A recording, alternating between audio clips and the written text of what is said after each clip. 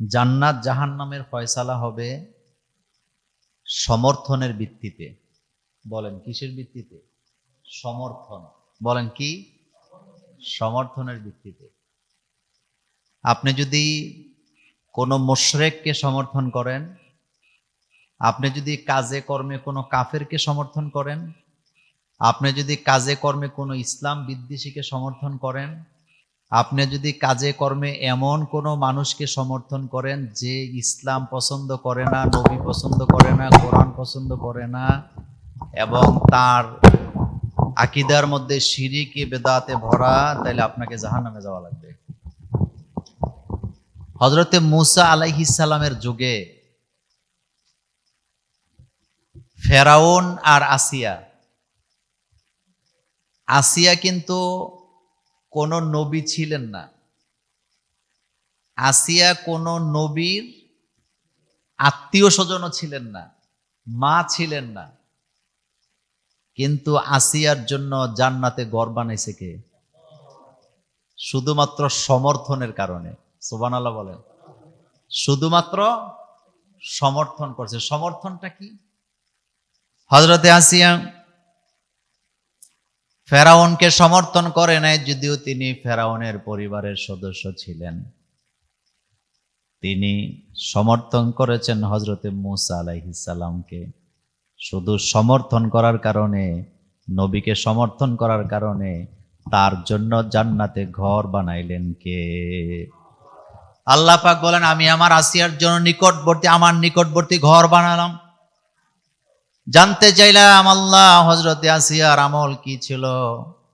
হযরতে আসিয়ার ব্যাপারে আল্লাহ পাক বলছেন, ওমা নাকামু মিনহুম ইল্লা আইয়ুমিনু বিল্লাহিল আজিজিল হামিদ। আমার আসিয়াকে যে ফেরাউন গরম তেলে সিদ্ধ করলো, তাকে যে কষ্ট দিল, তক্তের ভিতরে পেরেক ঢুকাইয়া, পেরেকটারে উল্টাইয়া তার শরীরের মধ্যে যে আঘাত করলো, আমার আসিয়ার দোষ ছিল একটাই, সে শুধু মূসাকে সমর্থন করেছিলেন। সে জমিন যার আইন চলার কথা বলেছিলেন তা। হযরতে আসিয়া মূসা আলাইহিস সালামকে সমর্থন দেওয়ার কারণে তার জন্য আল্লাহ জান্নাতে ঘর বানালেন। আর আমার দেশের মুসলমানেরা না বুঝা বেনামাজিরে সমর্থন দেয়, বিড়িখোরকে সমর্থন দেয়, নেশাখোরকে সমর্থন দেয়, মুশরিককে সমর্থন দেয়, মাথা খারাপ বাউলদেরকে সমর্থন দেয়। এমন মোল্লা মৌলবীও বাংলাদেশে আছে না? না, কয়দিন আগে দেখলাম, ওই যে চট্টগ্রামের একটা আছে না, কি পাগল, জাহাঙ্গীর পাগল, সে খুব খেপছে যে বাউলদের বিরুদ্ধে কেন হুজুররা কথা বলতে। তো বাউল কি তোর খালতো ভাই হয়? তুই কি বাউলের ব্যাপারে, তোর বাউলরা আল্লাহরে গালি দিতেছে, রাসূলের দাড়িকে গালি দিতেছে, হেতে বলে মৌলী সাহেব, হেতে আবার খুব দাঁত বেটকায় বলতেছে হেতে বাউলদের পক্ষে নিছে।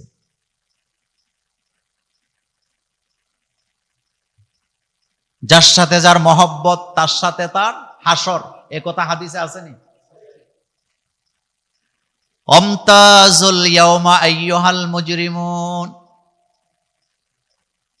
কিয়ামতের ময়দানে আল্লাহ রাব্বুল আলামিন মুমিনদেরকে আর জালেমদেরকে, মুজরিমদেরকে আলাদা করে দিবেন। আল্লাহ বলবেন, মুমিন আর মুজরিমেরা আলাদা হয়ে যাও। শুধু সমর্থনের কারণে আপনি কারে ভালোবাসেন, কার সাথে আপনার সম্পর্ক, আপনি কাকে লালন করেন, যাকে ভালোবাসেন, হাসরের ময়দানে তার সাথে আপনার হাসর হবে। এই জন্য প্রত্যেক ব্যাপারে সাবধানতা অবলম্বনের দরকার আছে না? নাই? খবরদার, যে ইসলাম বিদ্বেষী তারে যদি কোনো কারণে মহব্বত করেন, হাসরের ময়দানে তার সাথে আপনার হাসর হবে। তার যেই পরিণতি আপনারা হবে সেই পরিণতি। নবীকে যারা গালি দেয়, নবীর দাড়ি নিয়ে যারা কটূক্তি করে, তাদেরকে যদি আপনি ভালোবাসেন, সমর্থন দেন, ওই বদ্দিনদের সাথে আপনার হাসর হবে, রাসূলুল্লাহর সাথে আপনার দেখা হবে। এই জন্য সমর্থন দিতে সাবধান, ভালোবাসতে সাবধান।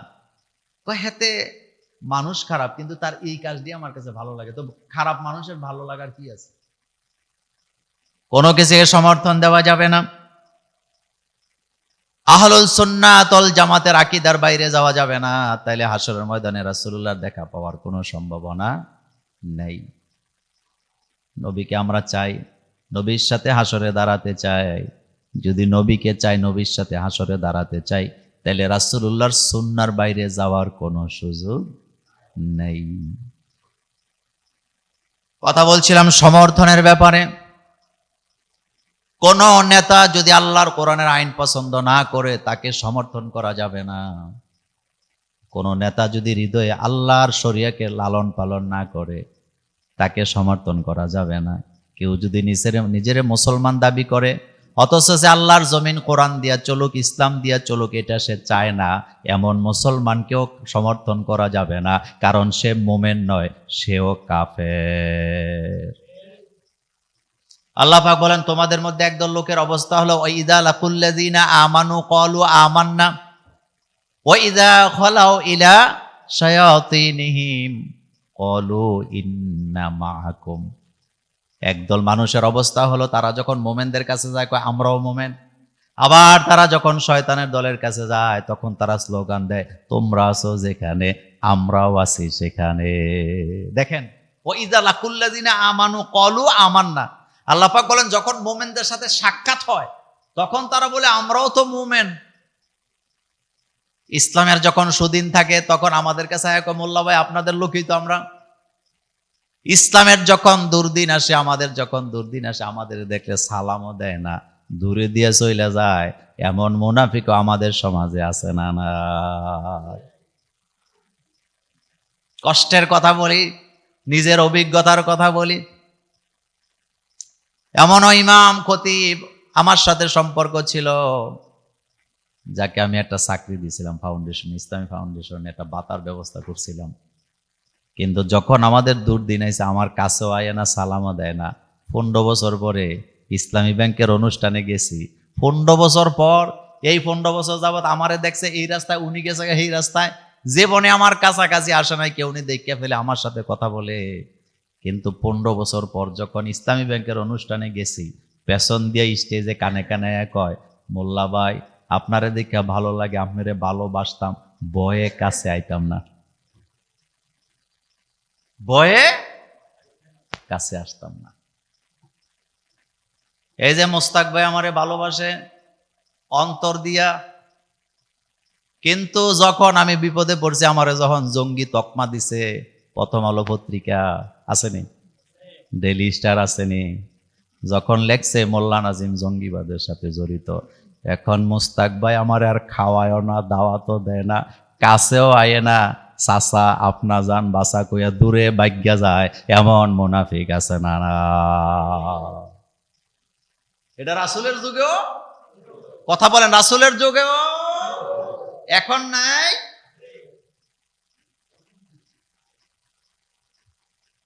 এই জাহাঙ্গীর পাগলা আর ফজু পাগলাদের মধ্যে কোনো পার্থক্য নাই।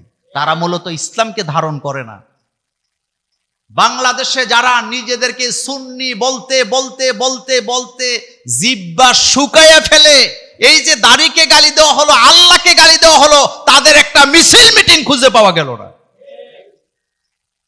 এনায়েতুল্লাহ আব্বাসীর মতো আলেম, তিনি বলতেছিলেন যে তোমরা যদি সুন্নি হইতা তাহলে আমার আল্লাহরে গালি দিল, নবীরে গালি দিল, তোমরা নামলা না কেন? বুঝা গেছে তোরা জিলিয়া ভাগে হই না, সুন্নি কি খাওয়াই না।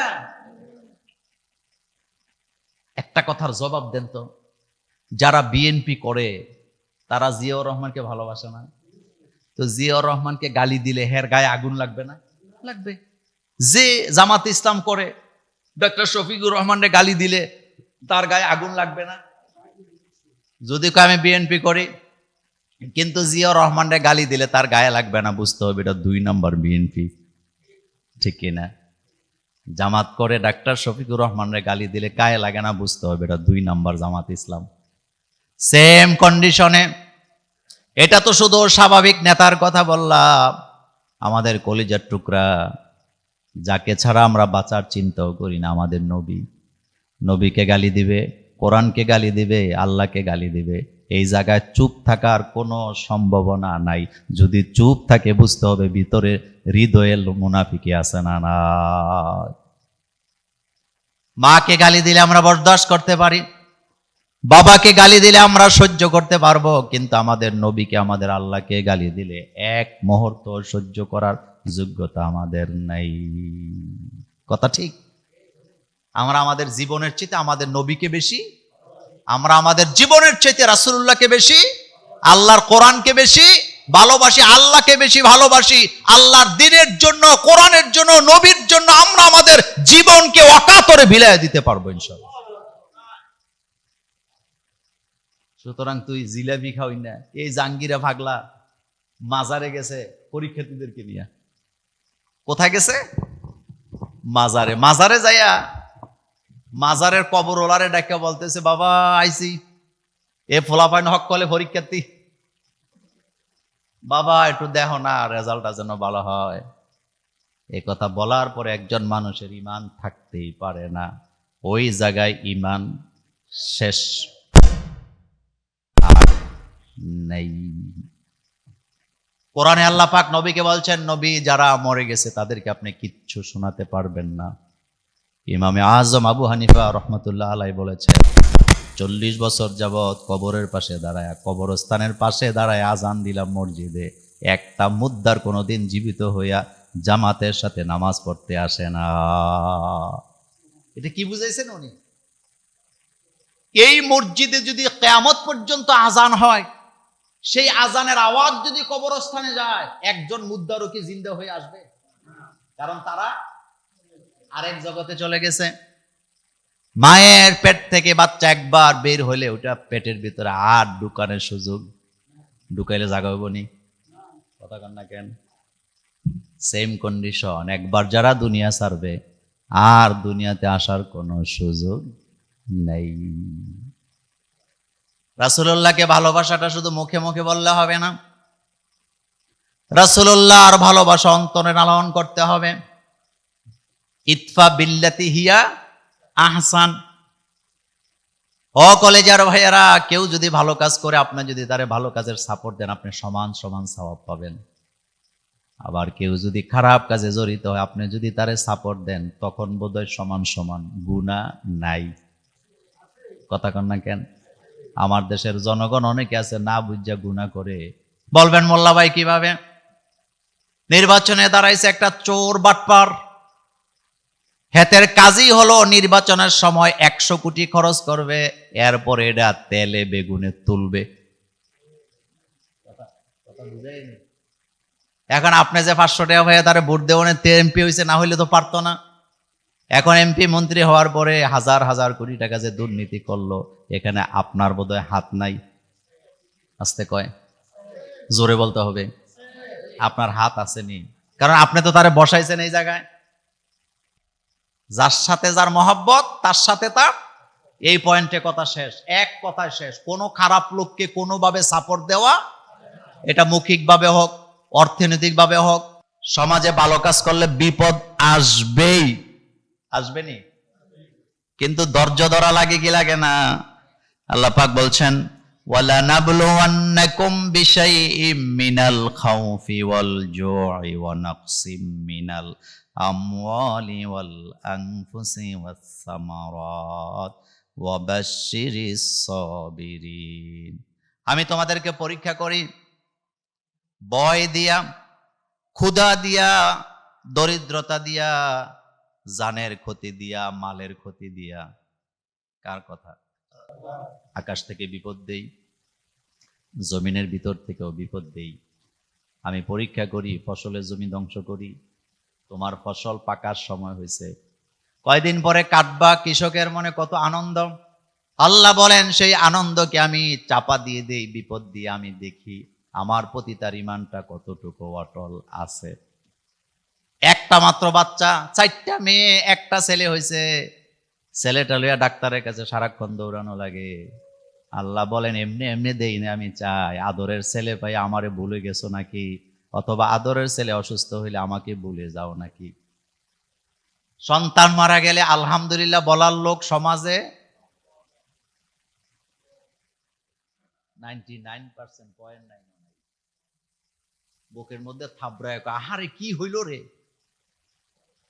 শুধুমাত্র আমি আমার জীবনে এই রকমের আমার বাস্তবতা একজনকে দেখছি, ওই যে হাফেজ সাইফুলের বাবা না, মুরাদনগর, বিশ্ববিখ্যাত হাফেজ। বাপ জানাজা দ্বারায় কি বলতেছে যে আল্লাহ নিয়ে গেছে, আলহামদুলিল্লাহ, আমার কোনো কষ্ট নাই। আল্লাহ আমার এটা না দিলেও আমার কিছু করার ছিল না, আল্লাহ দিছে। বিশ্ববিখ্যাত হাফেজ আমার সন্তান, আল্লাহ নিয়ে গেছে, জানাজায় দাঁড়ায় বলতেছে আলহামদুলিল্লাহ। সে নিজেই বলতেছে আমি কাঁদি না, কারণ আল্লাহর দন আল্লাহ নিয়ে গেছে। রাসূল করিম সাল্লাল্লাহু আলাইহি ওয়াসাল্লামের দুইটা সন্তান, দুইটা ছেলে, কয়টা জোরে বলেন? আল্লাহ রাখছে না নিয়ে গেছে? রাসূলের কোনো কষ্ট আসেনি? নাই। নবীজিকে তারা নিঃসন্তান ডাকে। আরবের নেতারা নবীকে কয় তোমার ছেলে হয়ে মরে গেছে, নবী নিঃসন্তান। শুধু নিঃসন্তান বলে নাই, কয় নবী তোমার লেজ কাটা, তোমার আগেও নাই পরেও নাই। চিন্তা করছেন কত দোষ, কত দোষ। রাসূলের বাচ্চা ছেলেরা মরে গেছে, মেয়েরা জীবিত। আরবের নেতারা এটারও দোষ ধরছে, কয় হ্যাঁ লেজ কাটা। তা আল্লাহ কি বলতেছে? আল্লাহ বলেন ইন্না আ'তাইনাকাল কাউসার ফাসাল্লি লিরাব্বিকা ওয়ানহার ইন্না শানিআকা হুয়াল আবতার। নবী, আমি আপনাকে কাউসার দান করে দিলাম, আপনি আপনার রবের জন্য কুরবানি করেন, নামাজ কায়েম করেন, আর আপনি চিন্তা করেন না, মন খারাপ করেন না। আপনাকে যারা লেজ কাটা বলে তারা নিজেরাই লেজ কাটা। এখন বলবেন হুজুর কিভাবে লেজ কাটে? এবার খেয়াল করেন। আবু জাহিল, আবু লাহাব, উতবা, সাইবা, মুগীরারা দুনিয়া থেকে বিদায় হয়ে গেছে। তাদের নাম নেওয়ার মতো একটা লোক আজ আর দুনিয়াতে নাই। তাদেরকে ভালোবাসে এমন কোন কাফেরও দুনিয়াতে নাই। কিন্তু আমার নবীকে ভালোবাসে, নবীর জন্য জীবন দেয়, নবীকে আব্বা মানে, নবীকে নেতা মানে, নবীকে উস্তাদ মানে, নবীকে রাসূলুল্লাহ মানে, শেষ নবী মানে। আমার নবীকে হাসরের ময়দানে নবীর কাছ থেকে সুপারিশ চায় কোটি কোটি মিলিয়ন মিলিয়ন বান মানুষ আছে না নাই? আল্লাহু আকবার বলেন। আজকের পৃথিবীতে যদি 250 কোটি মানুষ জুমার নামাজ পড়ে, কয়শো কোটি? সব মুসল্লিদের জবানে আমার নবীর নাম আছে না না? আজান হয়। বাংলাদেশে যদি 5 লক্ষ মসজিদ থাকে, কেউ যদি মিম্বরে দাঁড়ায় বলে লা ইলাহা ইল্লাল্লাহ, কিন্তু আমি মুহাম্মাদুর রাসূলুল্লাহ মানি না, এতে মুমিন না কাফের? আল্লাহকে মানলে শুধু হবে না, নবীকেও মানা লাগবে। কারণ আল্লাহকে জানছি। কথা কি ঠিক? কালিমা অর্ধেক বলতো বলতেছে আশহাদু আল্লা ইলাহা ইল্লাল্লাহ, এর দূরে মানি, কিন্তু আশহাদু আন্না মুহাম্মাদান আবদুহু ওয়া রাসূলুহু এটা মানি না, মুমিন না কাফের। খেলাটা বুঝছেন দিবেন? আল্লাহ বলতেছে নবী আপনার সন্তান মারা গেছে, ছেলেরা দুনিয়া থেকে আমি নিয়ে গেছি। এটা লেজ কাটার জন্য হয় না, তাফসিরে আসছে। আল্লাহ রাব্বুল আলামিনের হাবিব, তিনি তো নবী ছিলেন, নবীর ছেলে নবী হবে, এটাই তো সাধারণ ব্যাপার। এই জন্য আল্লাহ পাক নবীর ছেলে যেহেতু নবী হবে না, নবীর যদি ছেলে একেবারে না থাকে কাফেররা বলবে তার তো ছেলেই হয় নাই। এজন্য আল্লাহ ছেলে দিলেন, আবার নিয়ে গেলেন, যাতে আল্লাহর নবী শেষ নবী, এটা নিয়ে কারো সন্দেহ। আল্লাহর নবী সাহাবাদেরকে বললেন, ও সাহাবারা, নিজের সন্তান যদি মারা যায় খবরদার চিল্লায় চিল্লায় বিলাপ করবা না, কান্নাকাটি করবা না। রাসূলের ছেলে ইব্রাহিম যেদিন মারা গেছে, আল্লাহর নবী নিজের হাতে দাফন করতেছেন, কান্না করতেছে, চোখ বেয়ে বেয়ে। আল্লাহর নবীর পানি, গালের পানিগুলা বেয়ে বেয়ে জামা ভিজতেছে। সাহাবায়ে কেরাম বললেন, রাসূল আপনিই তো বলেছেন ছেলে সন্তান বাচ্চা মারা গেলে না কাঁদতে, আপনি কাঁদেন কেন? আল্লাহর নবী বললেন, আমি বিলাপ করতে নিষেধ করেছি, কিন্তু ছেলে মারা গেলে তো কষ্ট লাগবেই, তবে চিল্লায় চিল্লায় বিলাপ করা যাবে না। আমি যেটা করি সেটা রহমত। মানে আমি তো আল্লাহর প্রতি সন্তুষ্ট আছি, কিন্তু আমার চোখ থেকে যে পানিটা আসে এটা কি? আমি আমার সন্তানের জন্য, আমার তো কষ্ট লাগবেই। তোমার সন্তান মারা গেলে তোমারও কষ্ট লাগবে, তবে কি করা যাবে না? বিলাপ। বিলাপ কি করা যাবে না? যারা বিলাপ করে তাদের উপরে লানত। কারণ বিলাপের মানেই হলো আপনি আল্লাহর সিদ্ধান্তে খুশি হতে পারেন নাই। বিলাপ তো এটাই বুঝায়। আমাদের মা বোনেরা বিলাপে, বাংলাদেশের মহিলারা বিলাপে কয় নাম্বার? তবে বিলাপ পৃথিবীর সব দেশের মহিলারাই কিন্তু করে, কিন্তু সবচেয়ে বেশি করে কারা? আর মহিলাদের বিলাপের নমুনা কি? আমার আব্বাই কাঁঠাল খাইতে চাইছিল রে আল্লাহ রে, বলেনি? জীবিত থাকতে কিন্তু বাপেরে কাঁঠাল খাওয়ায় নাই, এখন মইরা সারছে, হ্যাঁ বিলাপ করে, আমার আব্বাই কাঁঠাল খাইতে চাইছিল রে আল্লাহ রে। তো এতদিন কইয়াছিলে তুমি? হ্যাঁ ঠিক না? শুভঙ্করের ফাঁকি। কিসের ফাঁকি? আল্লাহ নবী এই জন্য মহিলাদেরকে কবরস্থানে যেতে নিষেধ করছে, কারণ মহিলাদের অভ্যাস, তারা কি করে? কয়দিন আগে বাংলাদেশের এক নারী নেত্রী গর্ব করে বলতেছে, পুরুষেরা জানাজা দিতে পারবা, আমরা পারতাম না, এটা একটা কথা হইলো নাকি? তো তোমারে জানাজা দিতে নিষেধ করলো কে? তোমারে নিষেধ করছে কি? কিন্তু তুমি তো জানাজা দিতে পারবা না, কারণ তোমার ধৈর্য নাই। তুমি নামাজের নিয়ত বেঁধে কি শুরু করবা? বিলাপ। একটা কথা বলি, আমাদের বাংলাদেশে একটা ভুল ধারণা ছড়াইছে, মানে আমরা মনে করি বাপ মা মরলে শুধু জিয়েরাই কান্দে, আর ছেলেদের কোনো কষ্ট টষ্ট নাই। আসলে মূল ব্যাপারটা হলো, পুরুষেরা তাদের কষ্টটা কোন জায়গায় রাখে?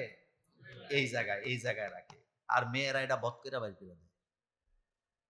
মেয়েরা বিলাপ করে সব বের করে দেয়। যেই মেয়েটা বিলাপ করে বাপ মারা যাওয়ার পরে, আমি আবার মা বোনদের বিরুদ্ধে কথা বলছি না, বুঝার জন্য বলি, উপমা দিচ্ছি মাত্র। যেই মেয়েটা বাপের জন্য বিলাপ করতেছে, বাপে বেগুন খাইতে চাইছে, এরপরে আনারস খাইতে চাইছে, টমেটো খাইতে চাইছে, খাওয়াইতারলাম না রে, আল্লাহ যদি এই বাপটারে আবার জীবিত করে দেয়, আর এখন যদি বলা হয় তুমি আগামী 6 মাস জামাইয়ের বাড়িতে যাইতে পারবা না, ছেলে সন্তান সম্বাদ, খালি বাপেরে টমেটো খাওয়াবা, গোলাউলু খাওয়াবা, কাঁঠাল খাওয়াবা, আনারস খাওয়াবা, এবার জিয়ে রাজি হইবনি? জাতে মাতাল কর না কেন? জাতে মাতাল।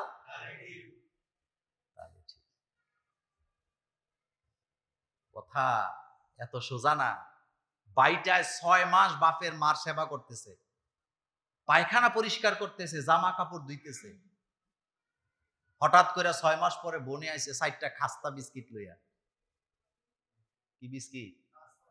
আইয়া এরপরে ভাইয়ের ভুল ধরে, এটা দোয়া হইছে নি, এই সেবানি করে, এডনি করে, বাপেরে ঠিক মতো খাওয়াই সত্যি, আর কি বিস্কিট খাওয়াইতেছে? মানে আল্লাহ দেখাইতেছে। তো 6 মাস কোথায় ছিলে তুমি? ছেলেদের উপরে যেমন মা বাপের খেদমত করা ফরজ, মেয়েদের উপরে মা বাপের খেদমত করা ফরজ। এক কথা, প্রত্যেক সন্তানের প্রতি মা বাপের দায়িত্ব পালন করা ফরজ, ফরজ, ফরজ। তুমি বোন, তোমার বাপের সম্পত্তিতে হক আছে না? খেদমত কইরা না, না কইরা? যতটুকু পারে স্বামীর অনুমতি নিয়ে যেতে হবে, বাপেরে দেখতে যাইতে হবে, মাকে দেখতে যাইতে হবে, আর স্বামীদেরও উচিত স্ত্রীদেরকে যাইতে দেওয়া। কিন্তু বাইটা 1 বছর করছে, একটু ভুল হইলে যাইয়া 1 বছর পরে যায় কত ভুল ধরে, কত গালাগালি, কিন্তু নিজে আইছে 2টা খাস্তা বিস্কিট লইয়া, মানে 2টা আঙ্গুর খাওয়াই দিয়া উনি। একটা গল্প শুনছিলাম আমার মায়ের কাছে, এক বাদশার নাকি চোখের মধ্যে পোকায় ধরছে, তো নদীর পারে পড়ে আছে। আমার মার কাছে শুনছি গল্প, এটা হাদিস না। তো রাজার মেয়ে নদীর পারে গিয়ে দেখে সুন্দর চেহারার একটা লোক, কিন্তু চোখে পোকা পড়ে আছে। রাজার মেয়ে সিদ্ধান্ত নিছে, এই যুবকের সেবা করে আমি ভালো করে তার কাছে বিয়ে হবে আমার। কিন্তু সে তো আর জানে না এটা যে রাজার পোলা। সে বসে বসে চোখের মানে সারা শরীরে পোকা, গালে পোকা, সব পোকা পরিষ্কার করছে। তার চিন্তা হইলো, চোখটা পরিষ্কার করার আগে আমি একটু সাজগোজ করব, পরে এসে আমি চোখটা পরিষ্কার করব, যাতে সে চোখ খুলে আগে কারে দেখে? আমারে। গল্প বলতেছি কিন্তু হাদিস না, আবার এটা সোয়াবের কথা বলতেছি। এখন এই রাজার মেয়ের সাথে ছিল তার বান্দি। কি ছিল? রাজার মেয়ে গোসল করতে গেছে, এদিক থেকে বান দিয়ে যায়, চোখ পরিষ্কার কইরা দিছে। এখন বাহাবাকার কথা কয় না বাঙালি, বুঝে না। কার? বান্দির। এখন রাজার ছেলে, হেজে রাজার ছেলে, এটা তো আর জানে, হে মনে করছে এটাই আমারে পরিষ্কার করছে, এখন এটারই হেতে রানী মানছে। এখন অটোমেটিকলি রাজার মেয়ে হয়ে গেছে বান্দি, আর বান্দি হয়ে গেছে রানী। কিচ্ছু করার নাই, রাজার ছেলে তাদের দুই মহিলা, একটারে বান্দি হিসাবে আরেকটারে রানী হিসাবে বাড়িতে নিয়ে গেছে। কিন্তু সমস্যা এক জায়গায়, রাজার মেয়ের রুচি আর বান্দির রুচি কি এক জিনিস? রাজার ছেলে এই জিনিসটা খেয়াল করলো, এখনো বিয়ে হয় নাই, খেয়াল করছে যে দুইটার রুচি মিলে না। একটা রুচি অনেক হাই কোয়ালিটির, আর একটা রুচি হলো নিম্নমানের। বিরাট বড় গল্প তো, মার কাছে শূন্য বড় হয়েছি। রাজার ছেলে এটা সন্দেহ করছে, করার পরে সে বাজারে যাচ্ছে, দুইজনকে ডাকাইছে, ডাকায় বলতেছে তোমরা দুইজনে আমার কাছে কি চাও বলো, যে যেটা চাইবে আমি তার জন্য এটা আনবো। তো যেটা বান্দি অথচ রানী সাজ্জা রয়েছে, এটায় একটা চাহিদা দিছে যেটা বান্দিরা চায়, কথা বুঝেননি? কিন্তু রাজার মেয়ের রুচি ছোট না বড়, সে হাই কোয়ালিটির চাহিদা দিছে। দেওয়ার পরে সে দুইটা জিনিস আনছে, দিছে যখন হাতে, দেখে দুইটাই খুশি। এবার সে রাজার মেয়েরে ডাকাইছে, ডাকায় বলছে আচ্ছা শোনো তো, সত্যি করে বলো তো তুমি কে, তোমার রুচি এত হাই কোয়ালিটির কেন? এবার রাজার মেয়ে কাঁদতেছে, কাঁদতে কাঁদতে এবার কয় না তোমাকে বলতে হবে। তখন আসল ঘটনা বলছে, রাজার ছেলে বলতেছে আমি তো আগেই খেয়াল করেছিলাম, কারণ রুচিতে মিলে না। বলেন রুচিতে মিলে না। রুচিশীল মানুষ বোঝা যায় কোন পরিবার থেকে আসছে, কথা ঠিক কি না? রুচি, আলহামদুলিল্লাহ পড়েন। গরিব হন কিন্তু রুচি ভালো হইতে হবে। মাটির ঘরকে বিল্ডিং এর চেয়ে আরো সাজায় রাখা যায় যদি রুচি কি হয়। আর রুচি যদি খারাপ হয়, বিল্ডিং বানাইতে পারবেন কিন্তু ঘরে ঢুকলে পেশাবের গন্ধ পাইবেন, কথা ঠিক? রুচি, রুচি মানুষের পরিচয় বহন করে। যা কথা লম্বা করতে চাই না আমার কলিজার ভাইয়েরা, এই যে সমর্থন, ভালোবাসা, এটার ভিত্তিতে কি হবে? জান্নাত এবং জাহান্নাম। এই জন্য খবরদার যারে তারে ভালোবাসা যাবে না। এই বিষয়গুলি খুব ঠান্ডা মাথায় খেয়াল রাখতে হবে। আমার কথা, আমার কাজ, আমার রুচি, আমার ছেলে, আমার মেয়ে, আমার ধন, আমার সম্পদ, সব কার জন্য? রাসূলুল্লাহর ব্যাপারে কথা বলছিলাম। আল্লাহর নবীকে আল্লাহ এত সম্মান দিলেন, যেই নবী আমাদের জন্য ঘোষণা করে গেলেন মান আহিয়া সুন্নতি ফাকাদ আহাব্বানি ওয়া মান আহাব্বানি কানা মাই ফিল জান্নাহ। আল্লাহর নবী বললেন আমার একটা সুন্নতকে যারা জীবিত করলো তারা যেন আমি মুহাম্মদ সাল্লাল্লাহু আলাইহি ওয়াসাল্লামকে ভালোবাসলো, যারা আমি নবীকে ভালোবাসবে তারা আমার সাথে জান্নাতে থাকবে। কার সাথে জান্নাতে থাকবে? নবীর সাথে জান্নাতে থাকতে চাই, চাই কি না? চাইলে ইসলাম লাগবে। কি লাগবে? যেই কোরআনের জন্য রাসূল রক্ত দিলেন, যেই কোরআনের জন্য রাসূল জেল খাটলেন। রাসূলুল্লাহ সাল্লাল্লাহু আলাইহি ওয়াসাল্লাম জেল খাটছেনি কয় বছর? কয় বছর? আপনি খাটছেন কয় বছর? 3 বছর রাসূল সাল্লাল্লাহু আলাইহি ওয়াসাল্লাম জেল খেটেছেন। শিবে তালিবে জেলখানায় বন্দী করে রাখছে, খাবার দাবার বন্ধ করে দিছে। রাসূলের সাথে যে সমস্ত সাহাবারা বন্দী ছিলেন, গাছের পাতা ছাল খেয়ে জীবন কাটাচ্ছেন। তাফসিরে আসছে, আল্লাহর নবীর হাদিসে আসছে, আল্লাহর নবীর সাহাবারা লতা পাতা খাইতে খাইতে এমন অবস্থা হইছে, মানুষের পায়খানা ছাগলের পায়খানার মতো হয়ে গেছে, খাবার নাই, শরীর শুকায় গেছে। আর আমরা আলিশান জীবন যাপন করি, করিনি? দিনের জন্য আমি কি করলাম? दिन की सूरज डूब रही है हम लोगों के सामने, रोज हशर में क्या जवाब है मुस्तफा के सामने। দিনের সূর্যটা আমার চোখের সামনে ডুবে আছে, দিনের জন্য আমার কোনো কর্ম নাই, আমার কোনো ফিকির নেই। হাশরের ময়দানে রাসূলুল্লাহর সামনে আমি কি জবাব দেব? আল্লাহ রাসূলের সাথে লাঞ্ছিত হওয়ার সম্ভাবনা আছে না? না। আমার ছেলে নামাজ পড়ে না, মেয়ে নামাজ পড়ে না, আমার কোনো টেনশনই নেই। আমার বাচ্চাগুলা আমার বাচ্চাগুলা বিধর্মীদের দিকে ছুটছে, এটা ফেসবুক, ইউটিউব, সোশ্যাল মিডিয়ার কারণে আমার কোনো ফিকির নেই। আমার বাচ্চা নোংরা জিনিস পছন্দ করে মোবাইলে দেখতে, কিন্তু আমার কি নেই? ফিকির নেই, চিন্তা নেই। খবরদার, খবরদার, কপালে চুমু দিয়ে বলি, খবরদার, সময় এসেছে নিজেকে বদলাতে হবে। আজকের 3 নাম্বার কথা, এই পৃথিবীতে ইসলামের জাগরণ তৈরি হয়েছে, আলহামদুলিল্লাহ বলে। কিসের জাগরণ? ইসলাম বিজয় হবে। এটা বাংলাদেশে হবে না, শুধু সারা পৃথিবীতে হবে, সারা পৃথিবীতে হবে, কেউ আটকাতে পারবে না। এই ওয়াদা কার? হুয়াল্লাযী, খেয়াল করেন, হুয়াল্লাযী আরসালা রাসূলাহু বিল হুদা ওয়া দীনিল হক। এই দ্বীনে হক মানে হলো, আল্লাহ বলেন আমি দ্বীনে হক সহকারে নবীরে দুনিয়াতে পাঠাইছি, হেদায়েত দিয়েছি আমার নবীকে। ইউরিদুনা লিউতফিউ নূরাল্লাহি বিআফওয়াহিহিম আল্লাহু মুতিম্মু নূরিহি ওয়ালাউ কারিহাল।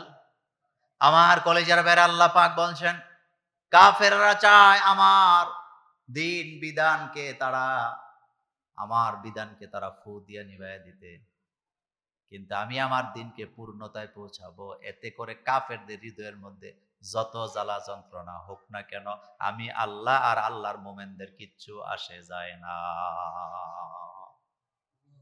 আজকের বাংলাদেশ পরিবর্তন হচ্ছে, হবেই, হওয়াই লাগবে। আমার বাংলাদেশ এখন কেমন পর্যায়ে গেছে?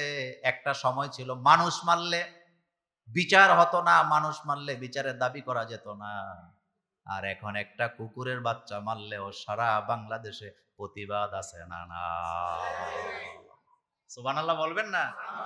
পরিবর্তন কে করছে? জোরে বলতে হবে, কে করেছেন?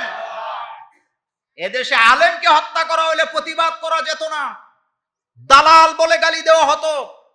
দাড়িওয়ালা লোককে হত্যা করলে জেল দিলে প্রতিবাদ করা যেত না। সেই দেশে কালের পরিবর্তনে কুকুরের বাচ্চা মারলেও প্রতিবাদ হয়। এটা মানবতা, বলেন এটা কি? এটা মানবতা, এটা মানবতার চিহ্ন আল্লাহ আমাদেরকে শিখাচ্ছেন। যেই মহিলা 8টা কুকুরের বাচ্চাকে হত্যা করলো, সে কি একবারও চিন্তা করেছেন যে এই কুকুরকে পানি খাওয়ালে একজন নারী জান্নাতে চলে গেছে? হাদিসে আছে, বুখারীর হাদিসে আসছে, নষ্টা ভ্রষ্টা নারী ছিলেন, খারাপ কাজে জড়িত ছিল, রাস্তা দিয়ে যাচ্ছে, পায়ের মধ্যে চামড়ার মৌজা পড়া, হঠাৎ দেখলেন একটা কুকুর জিহ্বাটা বেরিয়ে গেছে পানির পিপাসায়। একটা কাক সামনের দিকে দেয় নাই, দাঁড়ায় গেছে, সে দাঁড়ায় নিজের পায়ের মৌজাটা খুলে রশি লাগাইয়া কুয়ার মধ্যে ফালাইছে, সেখান থেকে পানি উঠাইয়া নিজের হাতে কুকুরকে খাওয়াচ্ছে। কুকুর পিপাসিত। আল্লাহ নবীকে আল্লাহ জানায় দিলেন, ওই নারীকে এই একটা কাজের জন্য আমি আল্লাহ জান্নাত দিয়ে দিলাম। যেই নবীর উম্মতেরা পিপাসিত কুকুরকে পানি খাওয়াইলে জান্নাত পায়, সেই নবীর উম্মতেরা রাজনীতির জন্য, ক্ষমতার জন্য মানুষকে মারামারি করে, এটা মানায় না। কুকুরও মানুষ, কুকুরও প্রাণী, তারও জীবন আছে। কুকুর আল্লাহর সৃষ্টি, তারও জীবন আছে, তার সেবা করা লাগবে। এই যে শীত আসছে নি, খবরদার কুকুরের গায়ে ঠান্ডা পানি ফেলবেন না। পশ্চিমবঙ্গে আপনারা দেখছেন কিনা, নাকি মধ্যপ্রদেশে বোধহয়,